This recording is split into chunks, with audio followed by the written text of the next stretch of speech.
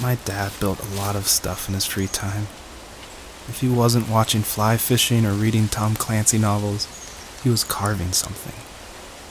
He made tons of birdhouses. Not that he was into bird watching, but I think he really missed working and adding on to the home. If he couldn't afford the time to build onto our own house, he would have to settle with watching birds move into their little homes. We kept an old mattress in the bed of that ugly yellow truck, so we would drive it deep into the woods and then watch the birds fly into their houses while the sun set.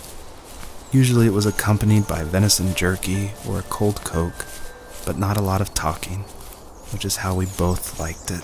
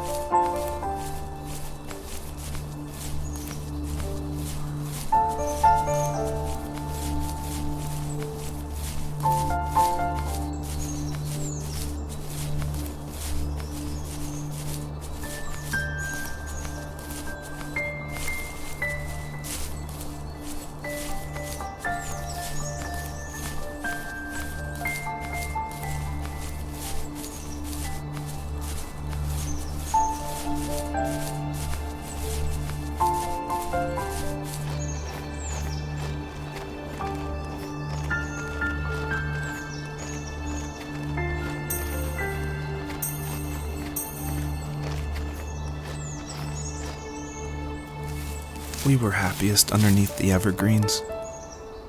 We decided it was time to finally map out the hundreds of acres we lived on just to pass the time during the summer. He was only free in the evenings, so I would spend the day wasting time on dial-up internet and sketching, and then we would rush into the woods, pen and map in hand, before evening fell. Sometimes the aurora borealis would cast a cold green glow on the mountainside, and we would finish our route underneath a twilight sky. Sometimes I was lonely during those summer days, but there was comfort in the routine. A lot of teenagers aren't looking for the daily grind, though. There's nothing wrong with wanting to get out, to leave your childhood home. You wanted to progress, to make something of yourself. Yeah, you're right. That house. I'm sure it's the same as how I left it. Then why does it feel so different? I doubt you're the only adult to have looked back and asked that question.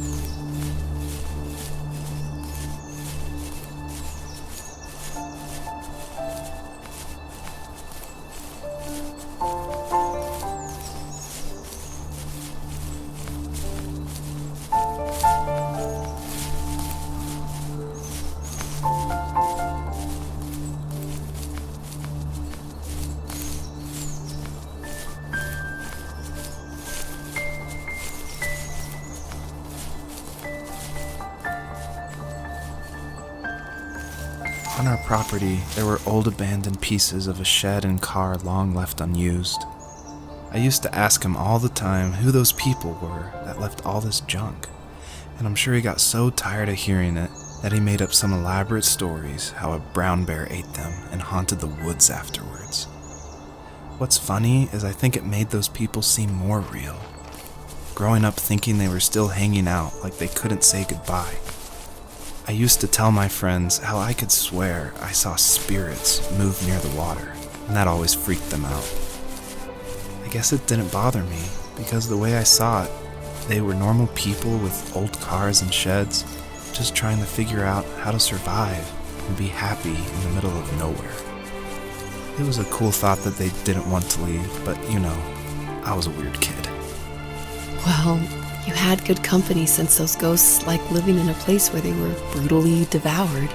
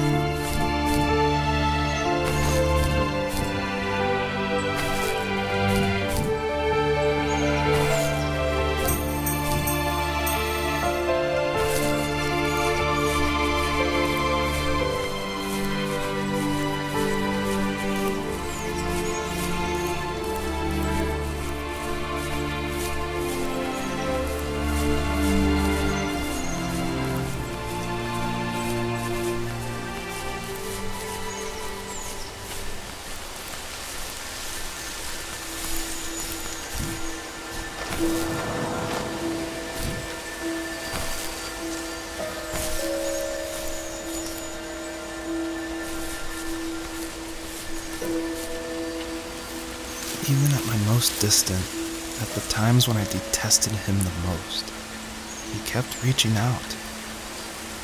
For a year straight, he asked me every week when we were going camping. I thought he was just dense. Eventually, to shut him up, I agreed. We carried out the worn lawn chairs from the garage and set up a cinder block campfire at the site we had always used behind the house. We walked down the mountain path, talking in the warm sunshine we only got a couple months of the year. Those 3 obsidian rocks shimmered alongside the shore, almost like sparklers pressed against a dark window. I'll never forget that wet stone on my feet, or how those massive mountains looked even bigger in the lake's reflection. I felt small, but grateful. As the sun set, my dad found something I hadn't seen for a long time. The tree where I'd made my first carving when I was 6. I hadn't even carved it. My dad had helped me, but I still called it my tree. Something about seeing my name there made me open up, and we talked about everything that night in that old camouflage tent. I told him how much I loved sketching and design, and how it would be a dream to study architecture in Seattle. I told him how I didn't get along with my friends much anymore, but that I didn't mind being alone. He told me he was there for me, and he joked that if all he had to do was write my name on a tree to finally get me to talk, he would have left me carved logs with novels on them in front of my room every morning. I don't know why it took me that long to realize it, but it was then I knew how much he had sacrificed for me.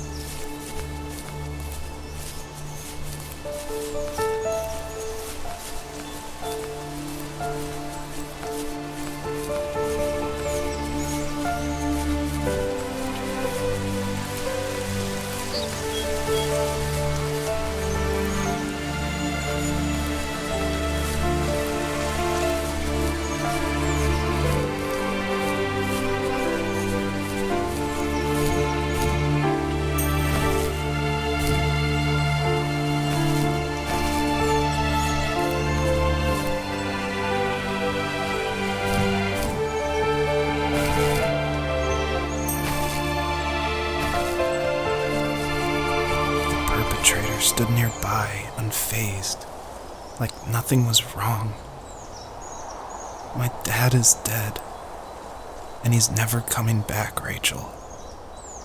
I can tell you these stories, but I can never reminisce with him again. He can never hold a grandchild that we'll probably never be able to have. I can never talk to him again, and I'll never be able to say I'm sorry for everything.